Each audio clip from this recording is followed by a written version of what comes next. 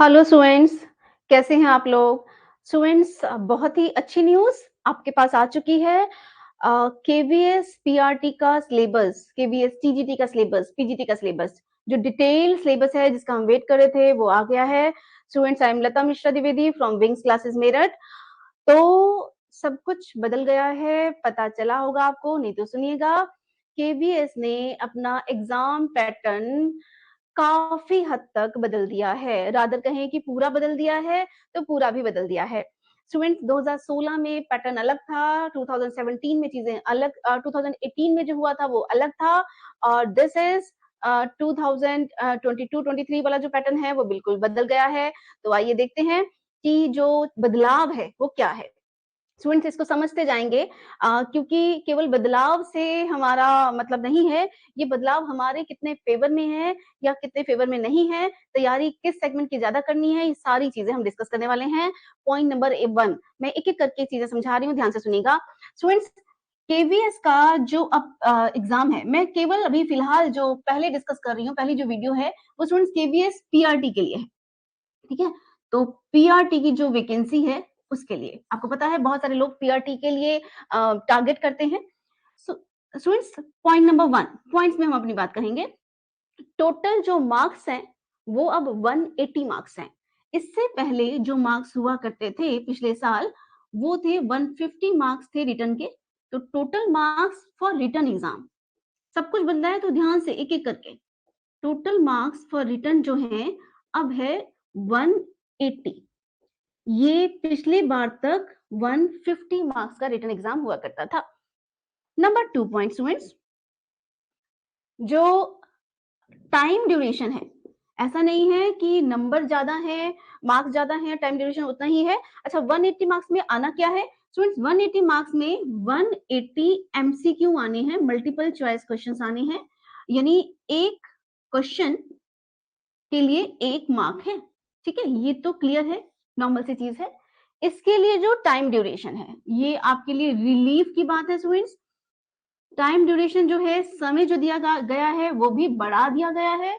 इसके लिए आपको 180 मिनट का समय मिलेगा, 180 मिनट्स का समय मिलेगा। और 180 मिनट से मतलब समझते हैं आप, ये पूरे 3 घंटे का एग्जाम है, जो एक थोड़ा सा चेंज है। पिछली बार तक ये 2.5 घंटे का ही एग्जाम हुआ करता था, अब ये 3 घंटे का एग्जाम है।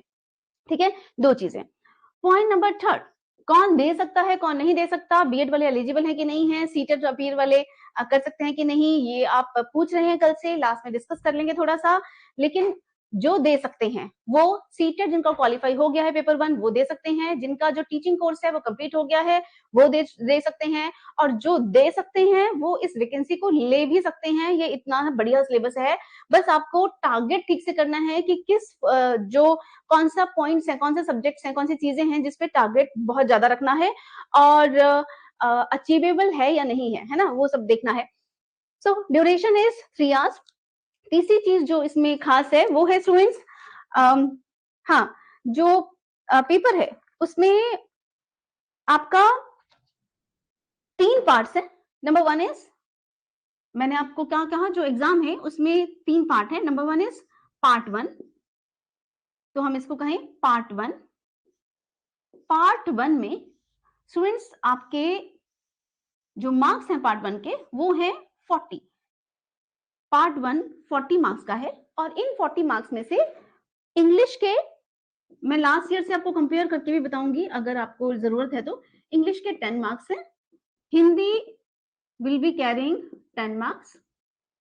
Then students, general awareness, general awareness plus current affairs. Basically current affairs के क्वेश्चन इसमें ज्यादा आते हैं और जनरल अवेयरनेस वही चीज हो गई, कैरीज 20 मार्क्स। ठीक है, ये 10 20 नॉट 10 मार्क्स 20 मार्क्स स्टूडेंट्स, ये टोटल ही 40 मार्क्स का है। General awareness and current affairs मिला के 10 मार्क्स की है स्टूडेंट्स। जो फोर्थ पोर्शन है that is reasoning, reasoning carries 5 marks.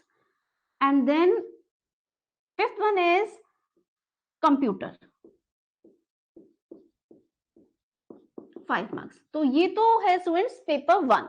क्या है? जनरल इंग्लिश, इसका जो डिटेल सिलेबस है मैं हल्का सा आइडिया दूंगी, बाकी आप उसमें अभी मिल जाएगा आपको।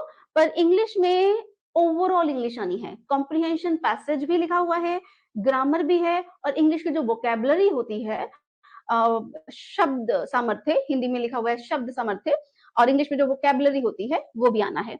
तो 10 मार्क्स इंग्लिश में वो कुछ भी पूछ सकते हैं, छोटा सा पैसेज भी है, ग्रामर भी है, वोकेबलरी पे भी क्वेश्चंस होंगे, कुछ भी, एंटोनिम सिनोनिम सब हो सकता है। हिंदी जो 10 मार्क्स की है, और ये आपके लिए अच्छा है क्योंकि आगे भी अभी इंग्लिश हिंदी दोबारा आनी है, तो इंग्लिश हिंदी को आपको प्रॉपर तैयार करना ही पड़ेगा, कोई ऑप्शन नहीं है। So English 10 marks, Hindi 10 marks, general awareness and current affairs 10 marks का है ना। ये मुश्किल क्वेश्चन पड़ता है स्टूडेंट्स के लिए, लेकिन ये 10 मार्क्स का ही है। इस 10 मार्क्स के हिसाब से आप तैयार कर सकते हैं। जॉब वाला एग्जाम है तो इसे भी अच्छे से करना पड़ेगा। रीजनिंग जो है वो 5 मार्क्स का है, एंड कंप्यूटर भी 5 मार्क्स का है। 10, 20, 30, 40 आप, तो ये हो गए 40 मार्क्स। ये सिलेबस कहीं ना कहीं आप डिफरेंट एग्जाम्स के लिए तैयार करते हो, सुपर टेट के लिए भी आप इसको तैयार करते हो, और जो डिफरेंट वैकेंसीज हैं DSSB वगैरह के लिए भी आप उसको तैयार करते हो। बस इसमें फर्क ये है कि जो लेवल है वो ठीक ठाक आता है, अच्छा आता है, तो आपको ढंग से इसकी तैयारी करनी पड़ेगी। देन पार्ट 2 सिलेबस का क्या है स्टूडेंट्स? ये पार्ट 1 अगर आपको क्लियर है तो मैं पार्ट 2 यहाँ लिख रही हूँ। दिस इज पार्ट 2, जिसमें मेजर चेंज है। इसको देखिएगा, part 2 carries 60 marks, total 180 marks है, 40 मार्क्स इसके हैं, 60 मार्क्स पार्ट 2 के हैं। और पार्ट 2 में स्टूडेंट्स, पार्ट 2 का मैं अलग से डिस्कस करूंगी सिलेबस, लेकिन पार्ट 2 में जो पोर्शन है दैट इज, इसे किसी भी नाम से वो दे रही हूं, दैट इज पेडागोजी या एजुकेशन, और ये 60 मार्क्स का पोर्शन है, और इसमें बहुत डिटेल सिलेबस है। मैं अभी पेडागोजी का जो सिलेबस है 60 मार्क्स का, ये डिटेल डिस्कस करूंगी, या इसके लिए अलग वीडियो बना दूंगी। इसका जो सिलेबस है वो किसी भी एग्जाम से ज्यादा दिया हुआ है, काफी सारा है। अंडरस्टैंडिंग लर्नर्स, NEP 2020 इसमें डाल दी गई है।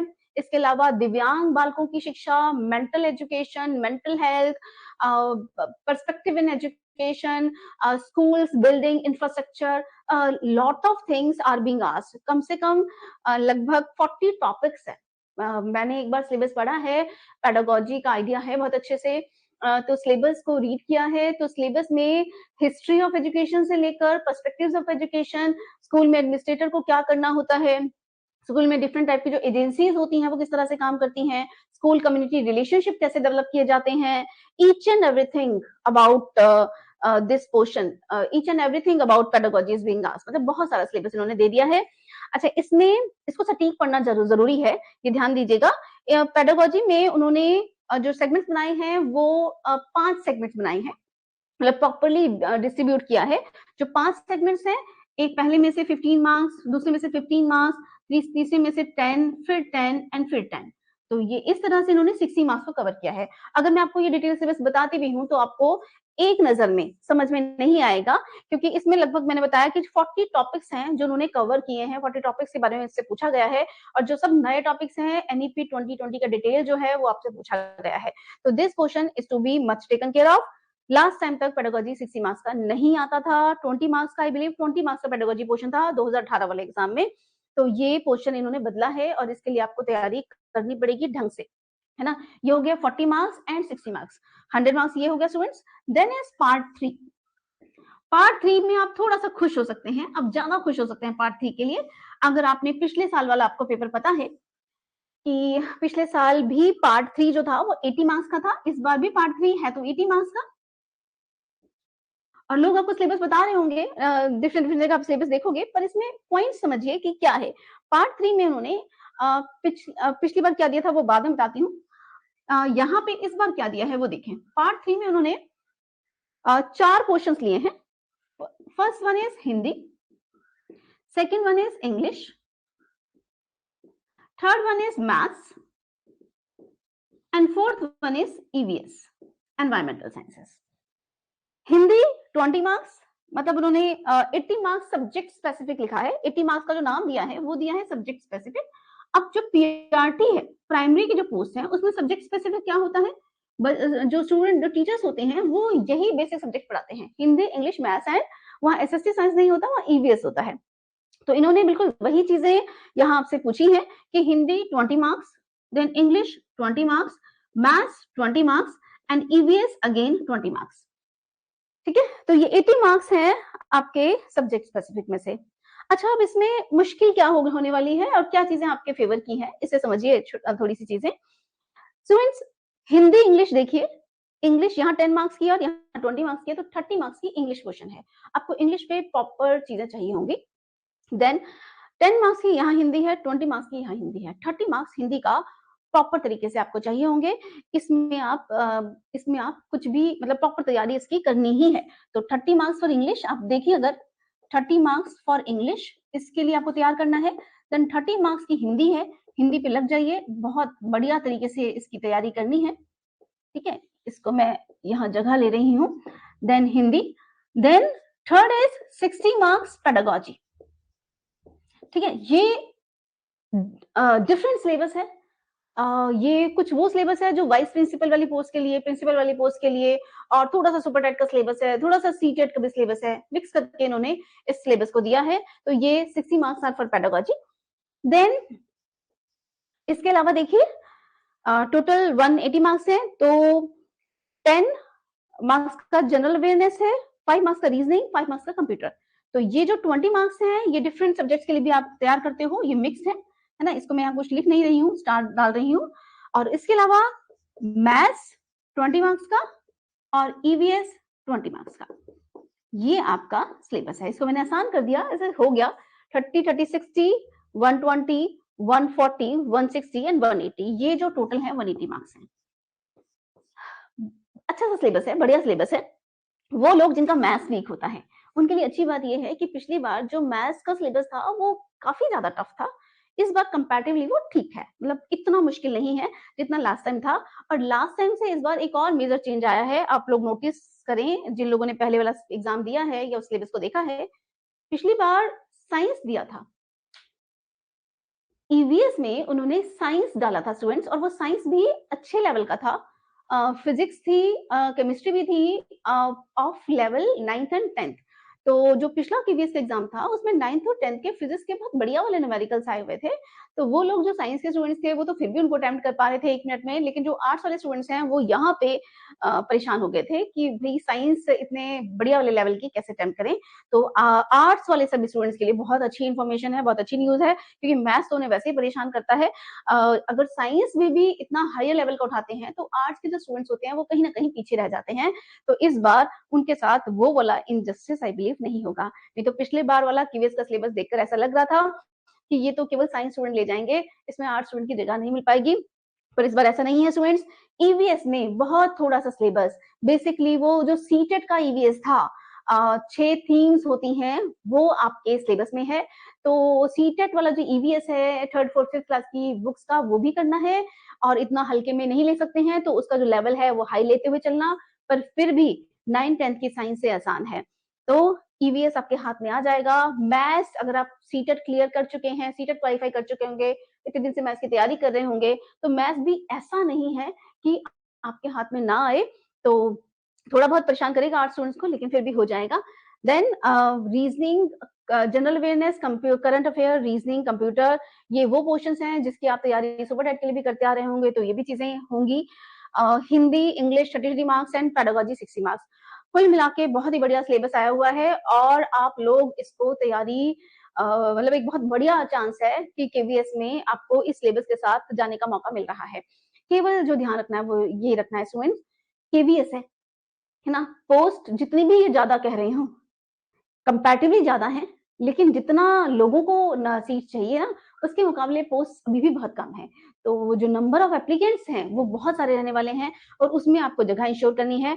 तो इसमें से जो हर टॉपिक है, हर पॉइंट है, चाहे वो इंग्लिश है 30 मार्क्स का, चाहे हिंदी है 30 मार्क्स का, चाहे 60 मार्क्स का पेडागोजी है, चाहे मैथ्स है, चाहे ईवीएस है, इसमें आपको बिल्कुल अपना 100%, क्योंकि अपना ही 100% दिया जा सकता है, 100% देना है, तो ये चीजें हाथ में आएंगी।